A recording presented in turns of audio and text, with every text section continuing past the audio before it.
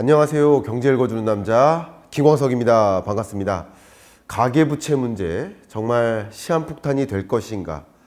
우리나라 역사상 최고치를 경신하고 있을 만큼 이 가계부채 문제가 정말 우리 경제에 어떤 회복의 걸림돌로 작용할 것인지 좀 위태위태하다라는 생각이 듭니다.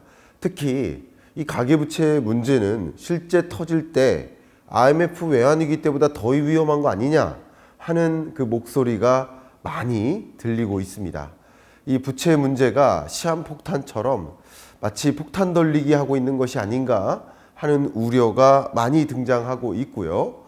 특히 앞서 말씀드렸던 것처럼 IMF 외환위기 때는 물론 우리나라가 대외 채무를 변제하지 못하면서 발생한 위기라고 볼 수 있다면 이 가계부채 문제는 가계가 우리나라 약 2천만 가구가 결과적으로 이 금융기관에게 부채를 상환하지 못할까 하는 그런 걱정, 못하게 되면 결과적으로 그 부실이 금융부실로 연결되고 그게 우리 경제에 굉장히 부정적인 작용을 할 수 있겠다라는 위협이 되고 있습니다.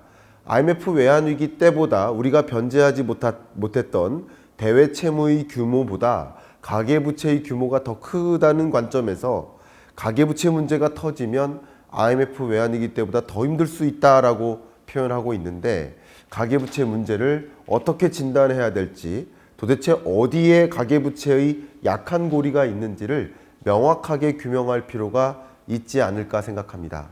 저는 기본적으로 선진화된 국가일수록 선진국일수록 가계부채 규모가 크다라는 관점, 또 고소득층일수록 저소득층보다 부채의 규모가 크다라는 관점, 그런 것을 생각해 보면 반드시 부채 규모가 늘어나는 것만으로 거기에 문제가 있다라고 판단하지는 않습니다. 그런데 보시는 것처럼 가계부채 규모가 커지는 속도는 엄청난데 GDP의 증가 속도는 더디다 보니까 GDP보다 가계부채 규모가 더 큰 거예요.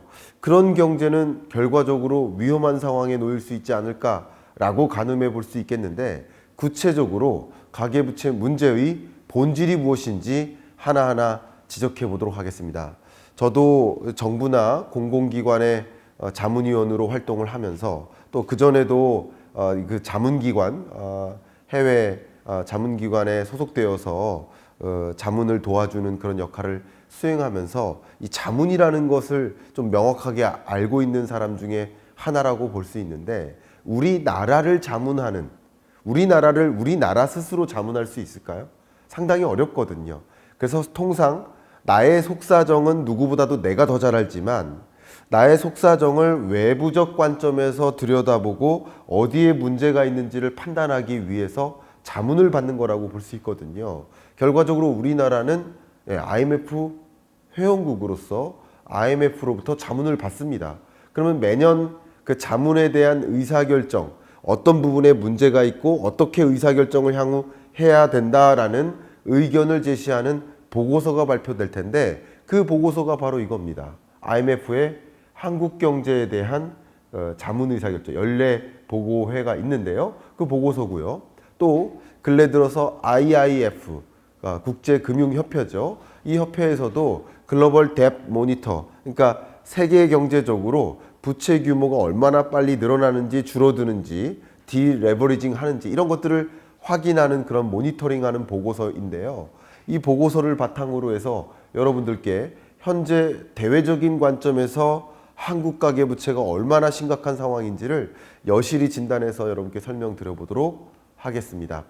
일단 제가 주제로 던져드린 것처럼 IMF, IIF 뿐만 아니라 BIS, OECD, 월드뱅크 그 밖에 각종 경제금융 관련 국제기구들이 한국의 가계부채에 문제가 있다라고 경고를 하고 있습니다. 간략하게 보도록 하겠습니다. 먼저 BIS는요. 그 어떤 나라들보다 한국의 가계부채 규모가 GDP 대비 많은 편이고 또 그 증가 속도가 굉장히 빠르다라는 것을 지적하고 있습니다. OECD 같은 경우는요. 특히 미국과 한국의 가계부채 문제를 비교하면서 미국은 이 글로벌 금융위기 직전에 그때 금융위기를 한번 경험하고 그 금융위기의 배경 중에 하나가 모기지였고 그 부채 문제였기 때문에 디레버리징, 부채 규모를 줄여가기 위한 움직임을 계속 펼쳐왔습니다. 그러니까 금융위기가 계기가 되어서 그때 이전 수준으로 다시 돌아가지 말자, 다시 한번 금융위기를 경험하지 말자 하는 의미로 순가처분 소득 대비 가계부채의 비율을 줄여나가는 거예요. 그러니까 분모의 소득, 분자의 가계부채, 그 이 비중을 줄여나가는 모습입니다. 근데 우리나라는 금융위기 이후 정말 지속적으로 늘어만 왔고요. 특히 근래 들어서 가파르게 상승하는 흐름을 보면 순가처분 소득 대비 가계부채 비율이 얼마나 심각하게 올라가고 있는지, 다른 주요국들이 어떤 금융 불안정성을 다시 만나지 않기 위해서 준비하고 있는 모습과 달리 우리는 하나도 준비가 안 되어 있는 모습이지 않나라고 OECD는 지적하고 있습니다. IMF는 이번 연례 보고서를 통해서 무엇을 지적했냐면 주요 관찰 대상국 중에서 우리나라의 가계부채 규모가 GDP 대비 네 번째로 높다. 그거는 상당히 가계부채 규모가 많은 나라다라는 것을 표현하고요. 근데 그 중에서 유독 우리나라는 4개 나라만 비교해 보세요. 2019년 당시에 가계부채 비율이, GDP 대비 비율이 2023년 1분기 지금의 가계부채 비율에 비해서 오히려 낮았죠. 다른 나라들은 주로 높았던 나라들이 낮게 조정하는 국면인데 우리나라는 2019년보다 23년 1분기가 더 높아진 이 현상을 놓고 보면 가계부채 문제 규모 면에서도 있지만 아직도 통제가 안 되고 늘어나고 있다. GDP의 증가 속도보다 가계부채의 증가 속도가 빠르다라는 것을 지적하는 내용입니다. 그뿐 아니라 제가 여러분들께 항상 강조하고 있는 것이 상환 능력이에요. 이 상환 능력은 분모에 가처분 소득을 넣으시고 분자에 원금과 이자 상환액을 넣으시면 됩니다. 예를 들어 보겠습니다. 우리 집은 한 달에 엄마 아빠 합해서 1,000만 원 버세요. 근데 우리 집은 한 달에 원금과 이자 상환액이 200만 원 됩니다. 그러면 그 가구의 채무 상환 비율은 몇 %예요? 20%죠. 이게 올라가면 올라갈수록 소득의 절대적인 비중을 빚 갚는 데 쓰고 있다. 그리고 이 비율이 만약에 20%를 초과해서 30%를 올라간다. 그러면 위험군으로 분류하고 또 40%를 초과하면 고위험군으로 분류를 하는데 역시 올라갈수록 안 좋은 것이다 라고 보시면 좋겠습니다. 근데 2022년 기준으로 우리나라는 이 채무상환 비율이 두 번째로 높고요.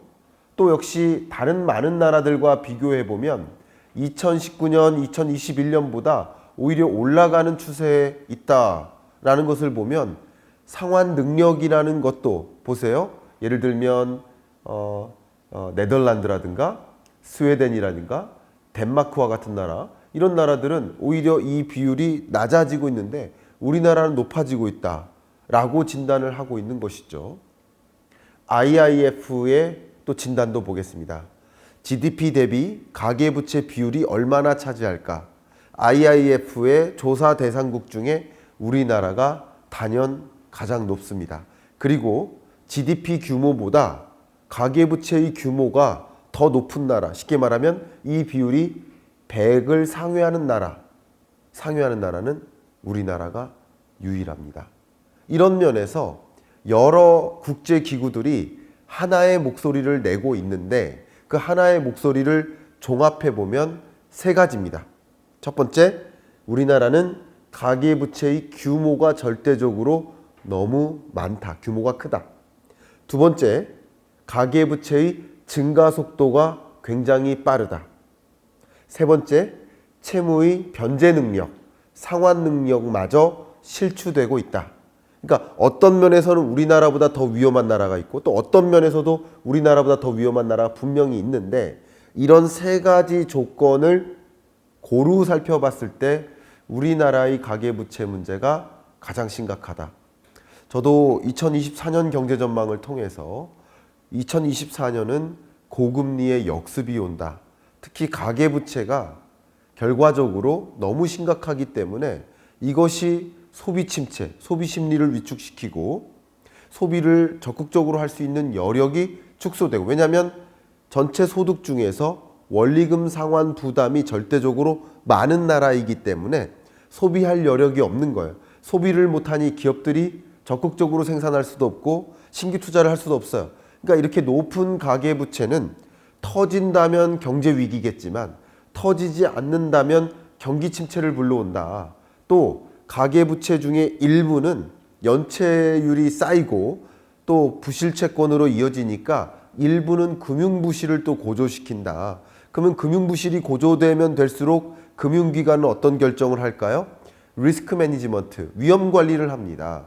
위험 관리를 한다는 얘기는 함부로 대출을 안 해줘요. 그만큼 시중에 돈이 돌지 않기 때문에 기업들은 신규 사업을 진출할 수 없고 신규 고용 창출 여력이 떨어지고 가계는 소비할 수 없고 소득이 위축되는 거죠. 악순환인 거죠. 그래서 가계부채 문제가 저는 터질까에 대해서는 물음표가 있습니다만 가계부채가 터지지 않는 한도 내에서는 우리가 생각하는 것 이상으로 더 강한 경기 침체를 불러오지 않겠느냐 하고 진단을 하고 있습니다. 그러면 가계부채 대외적으로 봤을 때 세계 주요 국제기구가 지적하니만큼 우리나라의 가계부채 도대체 무엇이 문제인지를 제가 직접 분석해서 의견을 드려보겠습니다. 말씀드렸던 대로 가계 신용이 1,876조 원으로 23년 3분기 기준입니다. 우리나라 역사상 가장 많은 가계부채를 짊어지고 있는 순간입니다.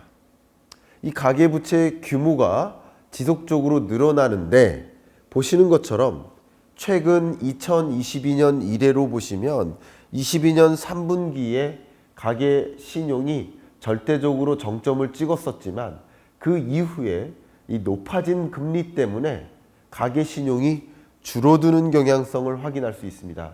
보시는 것처럼 23년 1분기, 2분기 들어서 마이너스 0.5, 마이너스 0.4%로 종전의 가계부채 규모보다는 줄어드는 흐름을 나타냅니다. 결과적으로 금리는 가계 신용이라는, 가계 부채라는 금융상품을 이용하는 데 따른 가격이기 때문에, 비용이기 때문에 가격이 올라가면 가계부채를 짊어지기, 그 상품을 이용하기가 더 어려워지겠죠. 그렇게 생각하시면 좋겠습니다. 그러니까 금리가 올라가면 올라갈수록 가계부채 규모는 잡힐 수 있는 거예요. 그런데 23년 3분기 들어서 오히려 가계 신용이 늘어납니다. 이렇게 고금리 상황에서 가계부채가 늘어나니 그러니까 문제라고 볼 수 있는데, 특히 어떤 부문을 중심으로 가계부채가 늘어나는가? 특히 23년 중반을 기점으로 주택 매매 시장이 다소 수도권 아파트를 중심으로 회복되는, 또 강보합에 가까운 흐름을 보이기 시작하면서 많은 투자자들이 또 주택 구매로 나섭니다. 주택 구매로 나서다 보니까 주택담보대출 규모가 지속적으로 늘어나는 현상이 나타나고요. 전체 가계부채 규모에서 주택담보대출이 차지하는 비중도 매우 가파르게, 빨간색 보세요. 매우 가파르게 올라가고 있는 현상을 보면 주택담보대출이 정말 급증하고 있구나. 실제 근래 들어서 가계부채 규모가 무엇을 중심으로 늘어나나, 주담대를 중심으로 늘어나나, 주담대를 제외한 나머지 대출을 중심으로 늘어나나 봤더니 주담대를 중심으로, 파란색이죠. 23년 3월부터 굉장히 빠른 속도로 주담대가 늘어나고 있고요. 오히려 주담대를 제외한 나머지 대출은 이렇게 고금리 상황에 지속적으로 마이너스입니다. 마이너스 증감률인 거예요. 결과적으로 고금리 상황이다 보니까 대출에 의존하기가 어려워요. 그러니까 기타 대출, 신용대출은 많이 줄어드는 모습인데, 집값이 상승할까? 집값 상승하니까 나 집을 보유해야 될까? 투자해야 될까? 이런 의사결정이 작용되면서 주담대를 중심으로 가계부채가 급증하고 있는 현상이라고 우리는 정리해 볼 수 있겠습니다. 특히 2030 세대가 주택담보대출에 의존해서 영끌하는 흐름을 보이고 있는데 그 결과가 어떻습니까? 2030 주택담보대출 연체율이 보면 굉장히 빠른 속도로 늘어나고 있고요. 20대의 주택담보대출 연체율은 0.41%로 이거는 평균적으로 봤을 때 굉장히 높은 수준임을 강조하겠습니다. 조금 이따가 비교해서 보여드리겠지만 굉장히 높은 수준입니다. 자, 주택담보대출이 이렇게 급증하고 가계부채 문제가 이렇게 가시화되고 있으니까 이제 그러면 어떤 상황에 가계부채 문제가 터질까? 이렇게 먼저 정리를 하고 간다면 주택가격이 약 20% 정도 지금보다 가격이 떨어진다면 가계부채 문제가 터지겠죠. 근데 주택가격이 떨어지지 않고 가계부채 규모가 불어나는 속도만큼 역시 자산가치 혹은 주택가격이 비슷한 수준으로 상승 속도를 유지하거나 높은 가격을 유지한다면 가계부채 문제가 주택담보대출로 인해서 터지지는 않겠죠. 그것을 시나리오로 가정해 볼 필요가 있겠습니다. 그래서 저희 판단에는 이 주택담보대출이 터지기보다는 이게 우리 경제의 하방 압력을 주는 경기 침체 요인으로 구분짓고 싶고요. 이게 경제 위기로 갈 만큼 위협적인 그런 과제일까 하는 데 있어서는 저는 개인적으로 물음표를 가지고 있습니다. 제가 생각하는 가계부채의 가장 약한 고리는 무엇일까? 바로 자영업자 대출인 거죠. 자영업자 대출 같은 경우는 지속적으로 늘어나고 있습니다. 한 번도 줄어들지 않고 계속 늘어나고 있습니다. 특히 자영업자가 이 대출을 갚지 못하고 제때 갚지 못하고 연체하는 연체액이 지속적으로 늘어나서 23년 2분기까지 대략 7조 3천억 원에 달하고 전체 자영업자가 짊어진 1,043조 원에 해당하는 가계부채 규모에서 대략 7조가량에 해당되는 연체액, 즉 연체율이죠. 1.15%에 달합니다. 이 연체액과 연체율은 자영업자의 연체율, 연체액은 역사상 가장 높은 수준이고요. 이것은 당분간에도 해결되지 못하는 연결고리가 아닐까라는 관점에서 가계부채의 가장 약한 고리로 꼽고 싶습니다. 무슨 말이냐? 주택담보대출도 좀 불안합니다. 그리고 자영업자의 대출도 불안합니다. 그리고 일부는 그 자영업자의 대출이 주택담보대출의 성향도 있겠죠. 그런데 어쨌든 주택담보대출이라는 관점에서는 집가격이 20% 정도 빠졌을 때 터질 수 있다라는 전제가 깔릴 텐데, 그죠? 전제가 있어야만 가계부채가 폭탄 터지듯이 터질 수 있겠다라는 생각을 해볼 수 있는데, 자영업자의 가계부채 문제는 어떤 전제를 하지 않고도 굉장히 위험한 수준이다라는 것을 강조하고 싶어요. 보시는 것처럼 우리 한국의 가계대출 연체율이 0.4%예요. 비교해 보세요. 자영업자의 대출 연체율이 1.15%입니다. 그냥 2배 이상 높은 거죠. 거의 3배가량 되는 거죠. 그만큼 우리나라 가계부채 연체율이나 연체액이나 부실채권 비율이나 결국 가계부채 연결고리, 약한 연결고리가 무엇일까를 판단할 때 이런 잣대를 가지고 우리는 비교할 수 있는데 가장 심각한 그 부채 문제는 바로 자영업자의 부채다라는 것을 의견을 드리겠습니다. 실제 자영업자 여러분들은 2020년에 코로나19를 만나면서 정말 어마어마한 충격을 받으셨죠. 거리두기 조치를 연장하고 연장할수록 이 자영업자 여러분들은 기본적으로 임차료는 나가죠. 운영자금 나가죠. 근데 손님은 없고 매출은 안 나오죠. 그렇다고 문을 닫자니 단골 손님이 끊길 것 같죠. 굉장히 힘듭니다. 20년, 21년 코로나19 때문에 버텼는데 무엇으로 버텼습니까? 빚으로 버틴 거예요. 근데 2022년이 찾아왔습니다. 거리두기 단계가 다소 완화되기 시작합니다. 이제 매출이 좀 늘어날 줄 알았는데 22년에 또 다른 폭탄이 터지죠. 그게 뭡니까? 고물가죠. 항상 제가 말씀드리는 게 김밥 가게 할머니인데요. 단무지 가격 오르고 햄 가격 오르고 쌀 가격 오르고 전기요금 오르고 가스요금 오르고 다 오릅니다. 그렇다고 가격을 올려잡자니 단골 손님이 떠날까봐 가격도 못 올려잡는 거예요. 그런 어려운 국면에서 자영업자들은 정말 여러분 이렇게 리세션이 진전되고 이 경기 침체 국면에 많은 우리 가게 소비자들이 뭐부터 줄일까요? 외식비부터 줄입니다. 그건 통계적으로 입증이 됩니다. 그러다 보니 외식비를 줄이다 보니 자영업자는 또 한 번 폭탄을 받는 거죠. 그러니까 코로나19 때문에 당하고 그리고 22년부터 고물가 때문에 당하고 23년, 24년 경기 침체 때문에 당하는 거예요. 그러니까 계속 매출이 0이 될 수가 없으니 빚을 상환할 만한 능력이 실추되는 모습이지 않을까 생각이 되고 결과적으로 자영업자 차주, 금융채무 불이행자, 파산하는 자들이 늘어나고 있다는 안타까운 소식을 좀 전합니다. 금융채무 불이행자 이들이 5만 2천여 명에 달하고요. 그리고 이 금융채무 불이행자, 자영업자 금융채무 불이행자가 짊어진 빚의 규모가 9조 1,300억 원 정도 됩니다.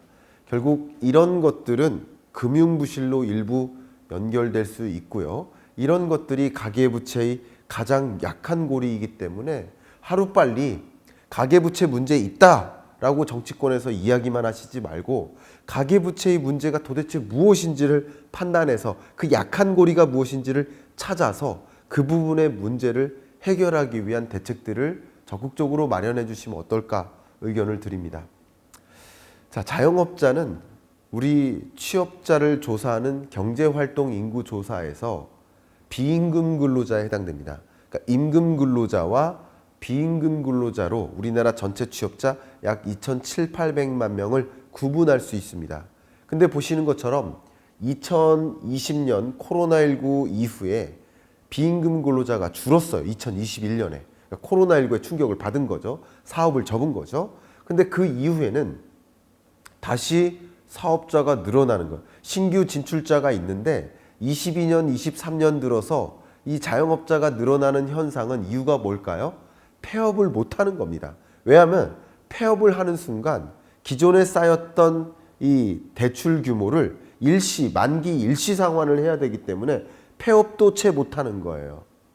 그러니까 개점 휴업 상태라고 볼 수 있고요. 이렇게 자영업자가 여전히 늘어나는 이유는 보시는 것처럼 자영업자를 둘로 쪼갤 수 있습니다.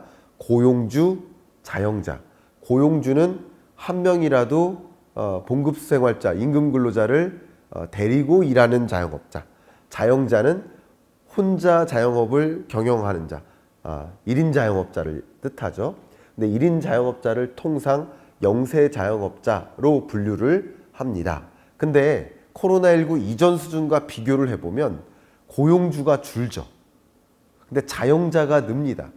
이게 어떤 현상이냐면 고용주가 버티지 못해서 결국 빚으로 버티고 있는데 그 폐업을 하면 만기 일시 상환을 해야 되니까 결과적으로 같이 일했던 인력들을 해고시키고 그래도 운영자금이라도 줄이기 위해서 폐업을 단행하다든가 아니면 폐업을 못하고 1인 자영업자의 형태로 전락되고 마는 현상을 보여주는 모습입니다.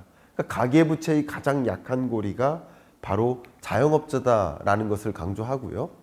실제 소상공인의 여러 애로사항을 물어보면 여기서 자영업자의 가계부채 문제가 심각하니 어떻게 해결할 수 있을까? 그 해결책을 고민할 수 있는 방향성을 찾을 수 있겠는데 첫 번째는 소비 위축에 따른 매출 하락입니다. 방금 말씀드렸던 것처럼 경기가 침체되니까 너도 나도 소비 지출을 아껴요. 소비 지출을 아끼는데 어디를 먼저 아낍니까? 외식 소비를 아끼고 소위 집안에서 식료품 사다가 요리를 해먹는 방식인 거죠. 거기에 더해서 두 번째로 애로사항이 뭐예요? 원부자재 가격이 상승하는 거예요. 원부자재 가격이 올라가는데 나의 서비스, 상품 가격은 올릴 수가 없는 입장이다 보니까 마진은 축소되고 소비는 위축되고, 왜냐하면 소비가 위축되지 않는다면 원부 제작 가격이 오르는 만큼 가격도 올려잡을 수 있는 거거든요. 이해가시죠? 근데 가격을 같이 못 올려잡는 거예요. 손님이 떠날까봐, 비싸다고 안 올까봐. 그런 소상공인의 애로사항이 있다라는 것을 강조합니다. 그래서 가계부채 문제 어떻게 대응해야 될까? 기본적으로 소상공인들이 원하는 정부 대책, 앞으로 강화해 줬으면 하는 소상공인 정부 대책으로 첫 번째로 꼽는 게 대환대출, 저금리 대출 등 금융 지원을 확대해야 된다. 자영업자 여러분들이, 특히 영세 자영업자 여러분들은 저신용 등급이 좀 많고요, 상대적으로. 그러다 보니까 1금융권에서 대출을 받기도 힘들어요. 그리고 자영업자의 경우에는 죄송한 표현이지만 다중채무자인 경우가 많아요. 주택담보대출도 있지만 신용대출도 받고 자영업자 대출도 받고 뭐 카드 대출도 받고 세 가지 이상의 대출을 끼고 있어. 이걸 다중채무자라고 하거든요. 그러다 보니까 또 1금융권에서 저금리로 대출을 받기가 힘든 거예요. 그렇기 때문에 좀 저금리로 갈아탈 수 있도록 이런 금융 지원을 확대해 줄 필요가 있겠다. 혹은 소상공인을 위한 좀 세제 혜택을 더 확대할 필요가 있겠다라는 종류의 제안들이 있습니다. 이런 것들을 바탕으로 해서 이 가계부채 문제 어떻게 해결할 것인지, 모두가 이 스태그플레이션과 경기 침체에 진입해 있고 모두가 힘든 거 압니다. 힘든 상황이지만 가장 약한 고리가 자영업자와 소상공인이라 한다면 어떤 식으로 우리 경제가 이 약한 고리를 좀 탄탄하게 만들어 드릴지, 우리가 이 사회를 보듬어 줄지 한번 그 약한 고리라는 것을 생각해 보면서 접근해 보면 어떨까 생각입니다. 특히 최근 들어서 5대 은행들의 이자 이익이 급속도로 늘어나는 현상, 이런 현상을 많이 문제가 있다라고 지적을 하죠. 그러다 보니까 횡재세를 도입해야 되는 거 아니냐라는 정치권의 의견도 있습니다. 이 횡재세는 가장 대표적으로 이런 거죠. 전쟁이 나요. 국제유가가 치솟아요. 그러면 오일 컴퍼니는 어때요? 엄청난 돈을 벌죠. 그냥 앉아서 돈을 버는 거예요. 전쟁 때문에 모두가 힘든데 오일 컴퍼니는 돈을 버는 거죠. 역시 이 고금리 상황에 놓이다 보니까 모두가 힘든데 은행만 앉아서 이자이익을 본다. 이것은 횡재세를 매겨야 되는 거 아니냐라는 주장도 어느 정도 일리가 있다고 생각을 합니다. 횡재세를 도입하는 부분에 대해서도 정치권에서 합리적인 의사결정을 내려주셨으면 좋겠고요. 그것에 대한 제 의견을 드리기보다는 지금으로서는 상생금융제도, 또 은행도 모두 다 ESG 경영 전략을 이미 채택하고 있고, ESG 하면 E 환경도 있지만 S 소셜, 사회 문제 해결에 적극적으로 사회 구성원으로서 가담한다. 그러니까 은행이라고 이윤만 극대화하기 위한 움직임이 아니라 사회의 구성원으로서 사회에 함께 따뜻한 사회를 만들기 위해서 공조하고 노력한다라는 것이 ESG 경영 전략 아니겠습니까? 어쨌든 이런 어려운 국면에 이 고금리 상황에 견뎌내지 못하고 더 힘들어하는 경제 주체들이 분명히 있기 때문에 소위 고금리 상황 때문에 벌어들인 이 이자 이익을 일정 부분 그 어려운 계층에게 공유해 줄 수 있는 시스템을 더 적극적으로 강구하고, 그럼으로써 이 약한 고리 문제를 탄탄하게 약하지 않는 고리로 만들어주는 노력도 어떨까. 이것은 제도적인 도의, 어떤 제도적 장치를 이용해서 그렇게 하기보다는 오히려 우리 IMF 외환위기 때 어떻게 이겨냈습니까? 금모으기 하지 않았습니까? 금모으기가 제도적 절차가 아니지 않았습니까? 우리 그런 문화를 만들어서 함께 상생하자라는 그런 캠페인을 벌이는 것이 어떨까 하는 것도 가계부채 문제를 지혜롭게 풀어갈 대응 방향이 아닌가 의견을 드립니다. 또 많은 분들이 가계부채 문제가 가시화됐으니 금리를 더 올려야 되는 것 아니냐 이렇게 주장하시는 분도 있습니다. 그러나 가계부채 문제를 고려했을 때 금리를 진작 올렸으면 좋겠다라는 생각은 합니다. 근데 지금은 6연속 기준금리를 한국은행이 동결한 입장에서는 지금부터 금리를 인상하는 것은 가계부채 문제에 또 다른 부담을 주는 것이 되지 않을까, 이런 생각을 해봅니다. 무슨 뜻이냐? 가계부채 문제는 크게 규모와 속도도 있지만 상환 능력도 있어요. 그러면 부채 규모를 줄이고 증가 속도를 주춤하게 만들려면 높은 금리를 도입하는 것이 타당하지만, 이 약한 고리에 해당하는 경제 주체들이 상환 능력이 현저히 떨어지고 연체율이 올라가는 과정에서 또 역시 여기서 금리마저 또 올라가 버리면 버텨낼 수가 없는 것이 되지 않을까 생각이 됩니다. 그러니까 가계부채 문제가 동전의 양면과 같아요. 규모를 고려하면, 속도를 고려하면 금리를 더 올려야 되는데, 상환 능력을 고려하면 약한 고리에 해당되는 취약차주들의 이런 금융부실 문제, 이런 것들을 고려한다면 금리를 또 올릴 수가 없는 그런 입장이기 때문에, 제가 지금 말씀드리는 통화정책 관점에서의 접근보다는 재정정책, 금융정책을 통해서 이 가계부채 문제를 슬기롭게 대응해야 되지 않을까 하는 의견을 드리면서 이번 주 경제 읽어주는 남자 마무리하겠습니다. 감사합니다.